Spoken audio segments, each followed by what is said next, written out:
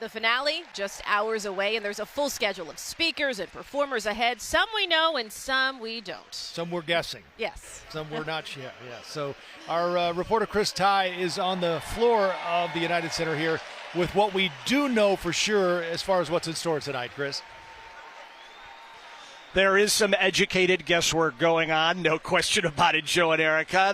I've been told, about 5 or 10 people in this building who is on a kind of secret list of who may be speaking tonight that has still not been published. This is a night of voices. Whose voices will we hear? Some of them remain a mystery. Of course, we're going to hear from Kamala Harris. Her voice will rise above the rest. We're going to hear from Adam Kinzinger tonight. We'll talk about him in just a moment. And there's a very famous voice that you may know who was practicing just a short time ago.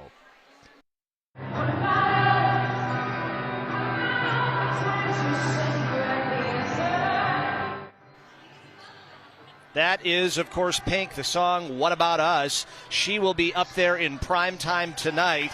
And one other person we do want to get back to is Adam Kinzinger. You know, he was the downstate congressman, the one-time Republican who was on the January 6th commission, and he has left his party.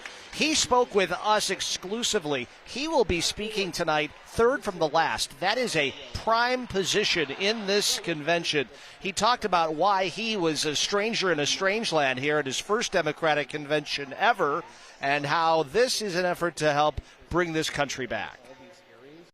We may disagree on, some policies, but really what's the near threat to us? And it's, does our democracy survive? And, of course it'll survive, but does it survive with the level of faith we had?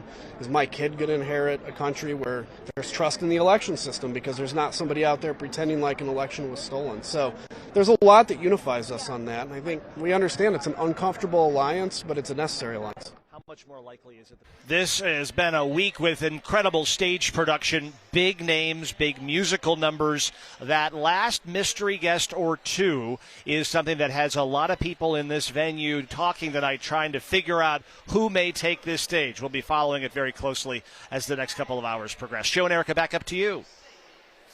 It's also why the upper bowl was full at Early. 5 o'clock early. Chris, thanks very much.